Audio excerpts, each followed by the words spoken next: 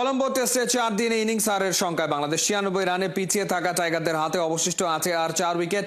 Tiger ব্যাটারদের ভরাডুবির দিনে domestic hero mister dependable কিংবা বাংলার ব্র্যাডম্যান কেউই মাথা তুলে দাঁড়াতে পারেনি। বিস্তারিত পার্থ বণিকের রিপোর্টে।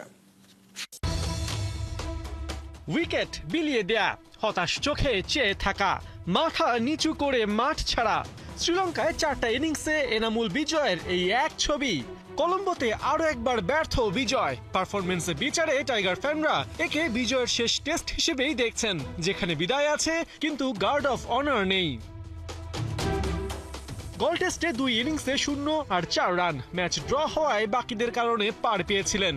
কিন্তু এবার কলম্বোয় যখন তাকে বেশি দরকার, তখনই তিনি শুরু করলেন ওয়ানডে ব্যাটিং। আসিতা ফার্নান্দোর শট বলে পুল করলেন ঠিকই, তবে একটু আগে ভাগে। ফলাফল বল আকাশ থেকে সোজা শর্ট লেগে ফিল্ডারের হাতে। 19 বলে 19 রানে ব্যর্থতার 16 কলা পূর্ণ করেই বিজয় হাঁটা ধরলেন উল্টো দিক।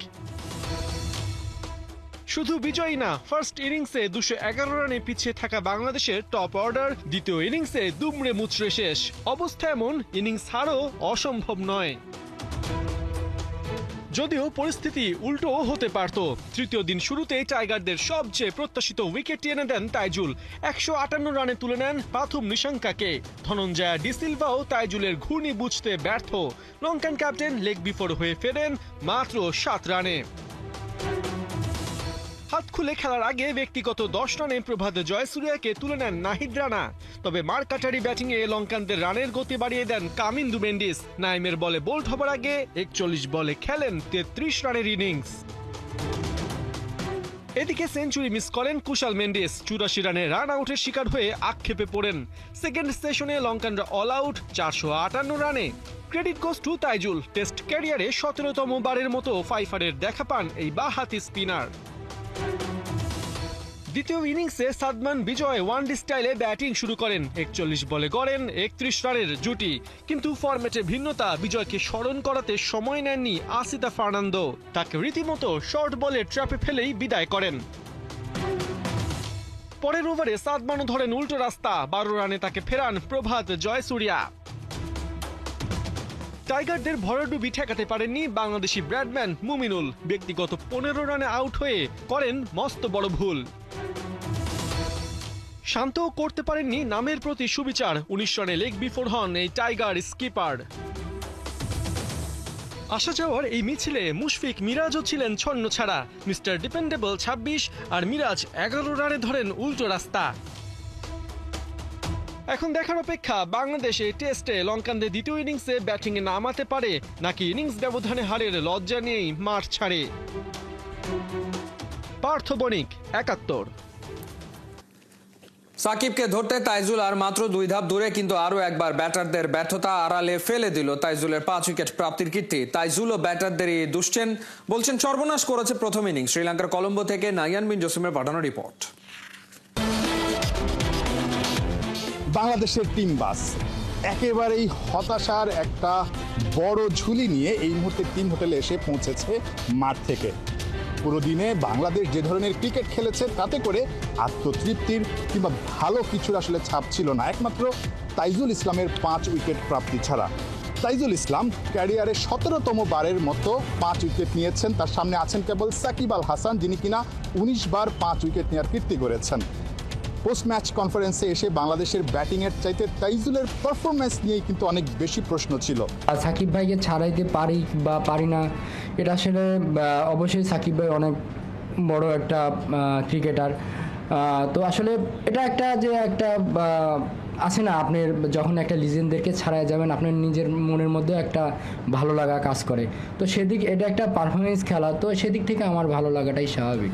বাংলাদেশ এখনও 96 রানে পিছিয়ে আছে এই টেস্টে, অর্থাৎ 6টা উইকেট পতনের পর বাংলাদেশের হারটা এখন শুধুই মাত্র সময়ের ব্যাপার। চতুর্থ দিনেই বাংলাদেশের হারটা হয়তোবা নিশ্চিত হয়ে যাবে। বাংলাদেশের ব্যাটারদের ব্যাটিং ব্যর্থতার কারণ স্পিনার তাইজুল ইসলাম হয়তোবা আপ টু দ্য মার্ক, অর্থাৎ একেবারে শতভাগ তিনি ঠিকঠাকভাবে বলতে পারবেন না, বাট তার কাছে মনে হয়েছে প্রথম ইনিংসেই বাংলাদেশ অনেকখানি ছিটকে গেছে এই টেস্ট থেকে। না, এখানে রিজন বলতে যে ট্রুলি যে আমরা ভালো ক্রিকেট খেলি নাই, হয়তোবা আমরা সব মিলে যদি একটা ভালো ক্রিকেট খেলতাম হয়তোবা আমরা ভালো একটা জায়গায় থাকতাম। তো এখানে রিজন আসলে বড় করার কিছু নাই, আমরা টিম ওয়াইজ আসলে বড় কিছু করতে পারিনি। দেখা যাচ্ছে প্রথম ইনিংসটা যথেষ্ট ভালো উইকেট ছিল, আমরা যদি ওইখানে আপনি একটা জিনিস খেয়াল করবেন যে প্রত্যেকটা ব্যাটসম্যান আমাদের সেট হয়ে আউট হয়েছে 25-30 এমন করে। হয়তোবা এই রানগুলো যদি আমরা কেউ 2টা সেঞ্চুরি বা কেউ 2টা 50 এরকম করে যদি হয়তোবা আমরা আজকে অনেক ভালো একটা পজিশনে থাকতাম। গল টেস্টে বাংলাদেশ ড্র করার পরও অনেক প্রশ্ন কিন্তু সামনে চলে এসেছিল। বাংলাদেশ কি আদৌ এই টেস্টটা জিততে পারত, বা টেস্ট কি আসলে জেতার জন্য বাংলাদেশ খেলেছে, এরকম অনেক প্রশ্ন কিন্তু সামনে চলে এসেছিল। তবে সেই প্রশ্নকেও ছাপিয়ে কলম্বো টেস্টে টাইগার ব্যাটারদের ব্যর্থতা সামনে চলে আসছে। প্রশ্ন উঠছে, টেস্ট স্ট্যাটাস প্রাপ্তির এই মাসে বাংলাদেশ যে ধরনের ব্যাটিং ডিসপ্লে দেখিয়েছে তাতে করে ঠিক 25 বছর পরও বাংলাদেশ কি আদৌ টেস্ট খেলাটা ঠিকঠাকভাবে শিখতে পেরেছে?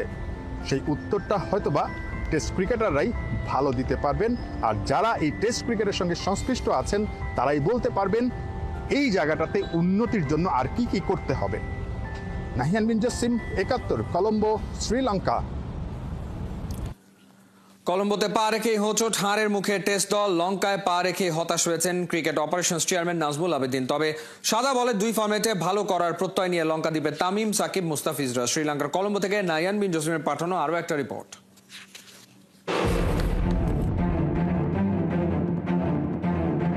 ঢাকা টু কলম্বো মাত্র 3 ঘন্টার জার্নি। এই সময়টুকুতে খুব বেশি ক্লান্তি ছোঁয়ার কথা নয় ক্রিকেটারদের, কিন্তু টিম হোটেলে পৌঁছার পর সাদা বলের ক্রিকেটারদের সাদা শুভ্র কাঠগোলাপ দিয়ে যখন অভ্যর্থনা বা শুভেচ্ছা জানানো হচ্ছিল, তারপরও তানজিদ তামিমদের চেহারায় একটা মলিন ভাব, হতাশার ছাপ কিন্তু স্পষ্ট ছিল। একটাই কারণ, যখনই তারা ঢাকা থেকে কলম্বোয় পা রেখেছেন, মোবাইল স্ক্রিনে বাংলাদেশ টেস্ট দলের যে স্কোরটা সেটা স্ক্রল করতে গিয়ে খুব সম্ভবত বড়সড় একটা ধাক্কাই খেয়েছেন। কারণ ঢাকা থেকে দেখে এসেছেন বাংলাদেশের কোনো উইকেট যায়নি, কিংবা বাংলাদেশ হয়তো তখন ব্যাটিংয়েই নামেনি, কিন্তু নামার পর দেখছেন 6টা উইকেট চলে গেছে। অর্থাৎ এই টেস্টে বাংলাদেশ এখন পরাজয়ের অপেক্ষায় আছে। টিমের সঙ্গে এসেছিলেন বাংলাদেশ ক্রিকেট দলের অপারেশনস কমিটির চেয়ারম্যান নাজমুল আবেদিন ফাহিমও। কতটা হতাশ আসলে পুরো দল? খারাপ সংবাদই হয়তো আপনারা মোবাইল স্ক্রিনে দেখতে পেয়েছেন যে টেস্টে খুব একটা ভালো অবস্থানে বাংলাদেশ এই মুহূর্তে নেই। একটু ধাক্কা খেলেন কিনা, আর ওয়ানডে টিমের একটু আপডেটটাও বলবেন। অবশ্যই ধাক্কা খেয়েছে। আমার এক্সপেকটেশন ছিল প্রথম টেস্টে আমরা যেভাবে খেলেছি সেখানে যে ক্যারেক্টার দেখিয়েছে বাংলাদেশ দল, দ্বিতীয় টেস্টেও জয় পরাজয় তো পরের ব্যাপার, বাট সেই ক্যারেক্টারটা আমরা দেখতে পাবো, একটা প্রতিদ্বন্দ্বিতা দেখতে পাবো। হতে পারে যে এই উইকেটে প্রথম দিন ব্যাট করতে গিয়ে আমরা একটু স্ট্রাগল করেছি, বলারদের সাহায্য ছিল, দ্বিতীয় দিন ওরা সহজে ব্যাট করেছে, কিন্তু তারপরে মনে যে আমরা প্রথম দিনই একটু ভালো খেলতে পারতাম। যারা সেট হয়ে গিয়েছিল এবং 3-4 জন সেট হয়েছিল, এটা উচিত ছিল তাদেরই লম্বা ইনিংস খেলা এবং প্রথম ইনিংসে একটা রিজনেবল স্কোর করা, যেটা প্রতিপক্ষকে কিছুটা হলেও চাপ খেলতে পারতো। এই বহরে বাংলাদেশ ক্রিকেট দলের সব ক্রিকেটারদের দেখা গেল, তাসকিন আহমেদ এবং নাইম শেখকে কিন্তু দেখা যায়নি। তারা কি আসলে তাহলে ওয়ানডে দলের সঙ্গে কিংবা টি-20 দলের সঙ্গে যোগ দিবেন না, নাকি আসেননি? সেই প্রশ্নটা ছিল। জানা গেছে তারা আগামীকালই দলের সঙ্গে যোগ দিবেন এবং একেবারে কাল থেকেই তারা প্র্যাকটিসটা শুরু করবেন। ওয়ানডে এবং টি-20 দলের জন্য এবারের সফরটায় কতটা চ্যালেঞ্জ অপেক্ষা করছে? ওয়ানডে যে দলটা আমরা সবশেষ ঘরের মাঠে শ্রীলঙ্কাকে হারিয়েছিলাম, বাট শ্রীলঙ্কার মাটিতে আবার শ্রীলঙ্কার সঙ্গে আমরা খুব একটা ভালো অবস্থানই নেই। যদি আমরা স্ট্যাটটা দেখি, সবশেষ 6টা ম্যাচ বা 7টা ম্যাচে এখানে আমরা হেরেছি। 2017 সালে সবশেষ আমাদের জয়।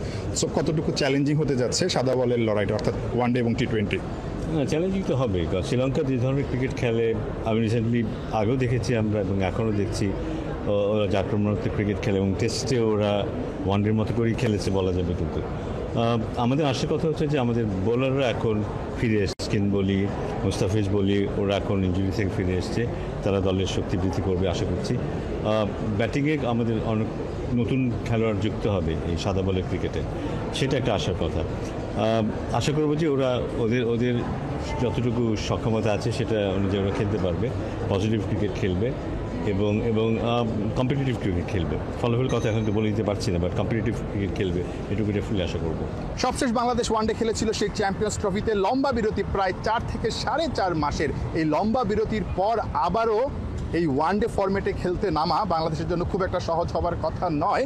তবে তাসকিন আহমেদদের ফেরা কিংবা নাইম শেখদের আসলে দলের সঙ্গে অন্তর্ভুক্ত হওয়া, ইনজুরি থেকে মুস্তাফিজুর রহমানের ফেরা, এই সবগুলো বিষয় কিন্তু দলকে বুস্ট আপ করছে এবং দলকে ভালো করতে অনুপ্রাণিত করছে। টেস্টে মিশ্র যে পারফরমেন্সটা, সেই পারফরমেন্সটাকে নিশ্চয়ই বাংলাদেশ সাদা বলে ছাড়িয়ে যেতে চাইবে। নাহিয়ান বিন জাসিম, ৭১, কলম্বো, শ্রীলঙ্কা। কঠোর পরিশ্রম আর চেষ্টার ফল পেয়ে খুশি নাইম শেখ। ২১ মাস পর জাতীয় দলে ফিরেছেন শ্রীলঙ্কায়। ওডিআই সিরিজে ডমিনেট করে খেলতে চান এই বাঁহাতি ওপেনার। পেস কি স্পিনে মাইন্ডসেট আসেন, তার লক্ষ্য কমপক্ষে আরো ৮-১০ বছর দেশকে সার্ভিস দেয়ার। সাইফুল রূপকের রিপোর্ট। ক্রিকেট পাড়ায় নাইম শেখকে অনেকেই নতুন একটা নামে ডাকে, দ্য রান মেশিন। এনসিএল টি20 এবং বিপিএলে ব্যাক টু ব্যাক 2 টুর্নামেন্টে highest run getter, Dhaka premier লিগও ৬৫০-র কাছাকাছি রান। রান মেশিন না বলে কি উপায় আছে? কেমন লাগে শুনতে? 18-19 যখন যে জায়গায় অপরচুনিটি আসছে আমি চেষ্টা করছি হাইস্ট রান গেটারই থাকার জন্য। তো এটা আমার ছোটবেলার একটা হ্যাবিট। প্রধান নির্বাচক গাজী আশরাফ হোসেন লিপুও বলেছেন যে নাইম শেখ এখন অনেক পরিণত। চেঞ্জেসটা আসলে কোথায়? সবশেষ ২১ মাস আগে ন্যাশনাল টিমে খেলেছেন। যে মিস্টেকগুলি ছিল ওই জিনিসগুলো ইমপ্রুভ করার চেষ্টা করছি, কিভাবে ক্রিকেট ডেভেলপ করা যায়। 2025 এসে যেভাবে ক্রিকেট আগায় যাচ্ছে, তো এটা আপনি নিজের ভিতরে ওই স্কিলফুল না হলে আপনি ইন্টারন্যাশনাল সার্ভাইভ করতে পারবেন না। গেম অ্যাওয়ারনেস, শর্ট সিলেকশন, কি পরিবর্তন আপনি দেখছেন এখন? কিছু শট আমার ছিল না, যেগুলি ইন্টারন্যাশনাল ক্রিকেট খেলতে গেলে মাস সুইপ শট, রিভার্স সুইপ, এগুলি আপনার র্যাম শট ডেফিনেটলি এগুলি লাগবে। বাট এই জিনিসগুলি আগে ছিল না। ট্রিকি উইকেটে কিভাবে খেলা উচিত, স্ট্রাইক রোটেট কেমনে করতে হবে, কি সিচুয়েশনে 4-6 জন্য যাওয়া উচিত, এই জিনিসগুলি ওই সময়টাতে প্রপার এক্সিকিউশনটা হয় নাই, সিচুয়েশনটা অত ভালো রিড করতে পারি না। তো ওই জিনিসগুলি এখন আল্লাহর রহমতে ম্যাসিভ নিজের ভিতরে গ্রো করার চেষ্টা করছি। 2023-এ সবশেষ ওডিআই খেলেছেন শ্রীলঙ্কার মাটিতেই, 2025-এ আবার ন্যাশনাল টিমে ডাক পেলেন শ্রীলঙ্কার বিপক্ষে খেলাতেই। এই মাঝে আপনার ক্ষুধাটা কিরকম ছিল, আর যখন এবার ন্যাশনাল টিমে ডাক পেলেন তখন আসলে কতটুকু আনন্দ লাগছে? ডেফিনেটলি যখন অপরচুনিটি পাইছি প্রপার ওইভাবে কাজে লাগাতে পারি না। অপরচুনিটি অবশ্যই পেয়েছি কিন্তু কাজে লাগাতে পারিনি। তো ইনশাল্লাহ নেক্সট শ্রীলঙ্কাতে আবার যাচ্ছি। অপরচুনিটি আসলে 100% টিমের জন্য কন্ট্রিবিউশন রাখার চেষ্টা করব, টিমের জন্য এমন কিছু ইম্প্যাক্ট রাখার চেষ্টা করব যেন আমার কারণে টিম জিততে পারে। স্কোয়াডে আছেন, যদি সুযোগ পান মনে হয় যে পারফর্ম করে লম্বা সময়ের জন্য দেশকে সার্ভিস দেওয়ার সেই অবস্থাটা আপনার আছে এখন? ডেফিনেটলি অপরচুনিটি আসলে ডোমিনেট করে খেলার চেষ্টা করব। ধরেন আমার যে চেঞ্জটা আসছে ওই চেঞ্জটাই আমি ইন্টারন্যাশনালে ওইভাবে ডোমিনেট করে খেলার চেষ্টা করব। অবশ্যই আমি চাই যেন আমি লং টাইম 8-10 বছর লম্বা সময় ন্যাশনাল টিমে সার্ভিস দিতে পারি। কথা আছে একটা লেডি লাক, মানে 2024-এ নাইম শেখ বিয়ে করলো এবং 24-এর শেষ থেকে 25-এর এখন পর্যন্ত 8-9 মাস মনে হয় পুরোটাই হানিমুন যাচ্ছে। লেডি লাক বলতে পারবো না, বাট বিয়ের পরে আলহামদুলিল্লাহ আমার ওয়াইফ আমার জন্য ডেফিনেটলি অনেক লাকি। আর ম্যাসিভ চেঞ্জ আসছে বলতে ধরেন personal life, professional life, both life অনেক ডিসিপ্লিন থাকতে হয়, যেটা আমার বিয়ের আগে একদমই ছিল না। তো আলহামদুলিল্লাহ আমার ওয়াইফের জন্য অনেক ফ্যামিলি লাইফে অনেক নতুন নতুন জিনিস শিখতেছি, অনেক ম্যাচিউর, অনেক ডিসিপ্লিন থাকার চেষ্টা করি আর চেষ্টা করতেছি প্রপার ডিসিপ্লিন থাকার জন্য। এই কারণে কি মানে ভাবি আসার পরে কি মনে হয় যে মাঠে আরো ফোকাস থাকা যাচ্ছে? অবশ্যই কারণ ফ্যামিলি সাপোর্টটা অনেক ইম্পর্টেন্ট। আমার বিয়ের আগে আমার ফ্যামিলি, আমার হোল ফ্যামিলি আমাকে সবসময় ক্রিকেটের জন্য অনেক সাপোর্ট করছে। আমার আব্বা আম্মা, বড় ভাই, ভাবি, এখন আমার ওয়াইফ, মাশাআল্লাহ। সাইফুল রূপক, ৭১। বাংলাদেশের বিপক্ষে ওডিআই সিরিজের জন্য পূর্ণশক্তির দল ঘোষণা করেছে শ্রীলঙ্কা। ব্যাটসম্যান সাদিরা সামারা বিক্রমা ও বাঁহাতি পেসার দিলশান মাদুসাঙ্কাকে ফেরানো হয়েছে। ডাক পেয়েছেন ওডিআই অভিষেকের অপেক্ষায় থাকা পেস বোলিং অলরাউন্ডার মিলান রত্নানায়কে। ঘরের মাঠে 3 ম্যাচের সিরিজের জন্য চারিতা আসালাঙ্কার নেতৃত্বে 16 সদস্যের দল ঘোষণা করেছে শ্রীলঙ্কা ক্রিকেট। 2 জুলাই কলম্বোর প্রেমদাসা স্টেডিয়ামে হবে প্রথম ম্যাচ, একই ভেন্যুতে 5 জুলাই হবে দ্বিতীয় ওয়ানডে, 8 জুলাই তৃতীয় ম্যাচ হবে পাল্লেকেলেতে। রাত পোহালেই শুরু হচ্ছে প্রবাসী ফুটবলারদের ট্রায়াল। তার আগে জাতীয় স্টেডিয়ামে হয়ে গেল 14 দেশ থেকে আসা 43 জন ফুটবলারদের মিলন মেলা। এদিন ট্রায়ালের বিষয়ে সব আনুষ্ঠানিকতা সেরে নিয়েছে ফুটবলাররা। বাফুফের প্রত্যাশা, জাতীয় দলের পাইপলাইনে বড় ভূমিকা রাখবে এই ট্রায়াল। হাসান সজীবের রিপোর্ট। ঠিক এই ফ্রেমটাই হয়তোবা বাংলাদেশের ফুটবলের সবচেয়ে দামি ফ্রেম হতে যাচ্ছে। ঠিক এই ফ্রেমের ফুটবলাররাই হয়তোবা বাংলাদেশের ফুটবলের তারা হতে যাচ্ছে। বহুল প্রতীক্ষিত একটা ফ্রেম। বিশ্বের বিভিন্ন দেশ থেকে ছুটে এসেছেন প্রায় 43 জন প্রবাসী ফুটবলার। 52 জন অংশগ্রহণ করার কথা থাকলেও এখন পর্যন্ত ঠিক এই সংখ্যাটাই বাফুফে জানিয়েছে। অনেকে এখনো পথে রয়েছেন। ট্রায়ালের আগের দিন ঠিক ফুটবলাররা কি করলেন? প্রথমেই তারা তাদের রেজিস্ট্রেশন সম্পন্ন করেছেন, এরপর একটা ওরিয়েন্টেশন প্রোগ্রাম হয়েছে যেখানে তাদের বুঝিয়ে দেওয়া হয়েছে ট্রায়ালটা কিভাবে হবে, কোন প্রসেসে হবে, সব কিছু। ফাইনালি 48 ক্যান্ডিডেটস আসছে আল্লাহর রহমতে 14 কান্ট্রিজ থেকে। ওনাদের রেজিস্ট্রেশন এবং ওরিয়েন্টেশন হয়েছে। তারা নিজেদের খরচে এত দূর এসছে, বাংলাদেশে এসছে ছেলেদের ট্রায়াল দেওয়ার জন্য। তাদেরকে আমরা ধন্যবাদ জানিয়েছি এবং একই সাথে তাদেরকেও ব্রিফ করা হয়েছে যে আগামী 3 দিন কী হবে। সো আপনি ইন নাটশেল বলতে পারেন এটা রেজিস্ট্রেশনের ওরিয়েন্টেশন দিয়েছিল আজকে। আগামীকাল থেকে ইনশাল্লাহ আমাদের ট্রায়াল শুরু হবে। আপনারা জানেন 3 দিনের ট্রায়াল, দুটো গ্রুপ করা হয়েছে, আন্ডার 19 and আন্ডার 23।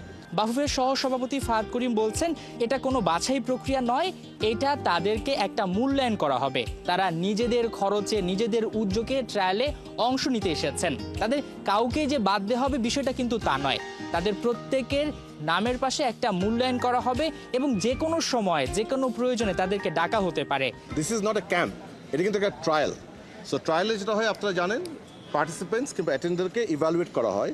সো 30 তারিখের পরে আপনি জানেন আমাদের একটি অত্যন্ত রিচ প্যানেল করা হয়েছে, যেখানে একটা ডাইভার্স গ্রুপ অফ পিপল থেকে প্যানেল করা হয়েছে। আপনারা জানেন যেখানে ক্লাবদের কোচ আছে, আমাদের টিডি আছেন। সো ওনারা ইন্ডিভিজুয়ালি সবাইকে ইভ্যালুয়েট করবে। 30 তারিখের পরে ওনাদের ইভ্যালুয়েশনগুলি সবগুলোকে কম্পাইল করা হবে। কম্পাইল করা হয়ে আমাদের এখানে যে 48 পার্টিসিপেন্টস তাদের সকলকে ডাটাবেস ক্রিয়েট করা হবে। ট্রায়ালের পরে ইনশাল্লাহ যদি এখান থেকে আমরা বেশ কিছু talent pi, that will be the best thing and of course we hope for that. But again আমরা এখানে কিন্তু সিলেকশনের জন্য আসেনি, আমরা এখানে একটা অপরচুনিটি দিচ্ছি যারা বাংলাদেশের জন্য খেলতে যাচ্ছেন নিজ উদ্যোগে, এবং একই সাথে আমরা তাদেরকে মূল্যায়ন করছি এবং সেই মূল্যায়নের রিপোর্টটা আমাদের কাছে থাকবে। ডেফিনেটলি যখন যাকে আমাদের প্রয়োজন হয়ে মনে পড়ে সেই ডাটাবেস থেকে উই ক্যান পিক। একটা সময় যখন বাংলাদেশের ফুটবল ম্যাচ হতো জাতীয় স্টেডিয়ামের গ্যালারি থাকতো ফাঁকা, ঠিক হামজা চৌধুরী আসার পর থেকে সেই স্টেডিয়ামে পূর্ণতা পেয়েছে। একই সাথে শুধু যে হামজা চৌধুরী বারবার আসবে আর তখনই গ্যালারি পূর্ণতা পাবে বিষয়টা তা নয়, ভবিষ্যতের তারকা তৈরি করতে, ভবিষ্যতের পাইপলাইন তৈরি করতে এই প্রবাসী ফুটবলাররা বেশ গুরুত্বপূর্ণ। আজকে তারা মাঠের একটা নতুন আবহ তৈরি করেছে। একটা সময় হয়তোবা ঠিক এই জাতীয় স্টেডিয়ামে সব সময় যখনই বাংলাদেশের ম্যাচ হবে সেই গ্যালারি কানায় কানায় পূর্ণতা পাবে। এখন দেখার পালা প্রবাসী ফুটবলাররা বাফুফের কতটুকু প্রত্যাশা পূরণ করতে পারেন। হাসান, আসসালামু আলাইকুম। প্রতিদিন তো আমরা অনেক খবরই দেখি, অনেক খবর সম্পর্কে আইডিয়া করি, কিন্তু আমি আপনাদের কাছে এমন একটা খবর প্রতিদিন নিয়ে আসবো যেটা কিনা অনেক রিলেটেড এবং সত্য। সো আমি আপনাদের কাছে নিয়ে আসবো খেলার খবর, যেখানে প্রতিদিন related Bangladesh, international, national related খেলার খবর থাকবে এবং সেটি প্রতিদিন সকাল 9টা থেকে সম্প্রচার করা হবে। এবং এজন্য আপনারা কি করবেন, এজন্য আমার চ্যানেলকে অবশ্যই সাবস্ক্রাইব করবেন এবং পাশ থেকে বেল আইকনটি বাজাতে ভুলবেন না। আর অবশ্যই কমেন্ট সেকশনে জানিয়ে দিবেন আপনারা কি রিলেটেড ভিডিও চাচ্ছেন। আমি আমার নেক্সট একটা ইউটিউব চ্যানেল খুলতেছি, ওখানে অবশ্যই আমি ওখানে আপলোড করব এবং আপনাদের মতামত অনুযায়ী আমি সেখানে সেই রিলেটেড ভিডিও বানাবো।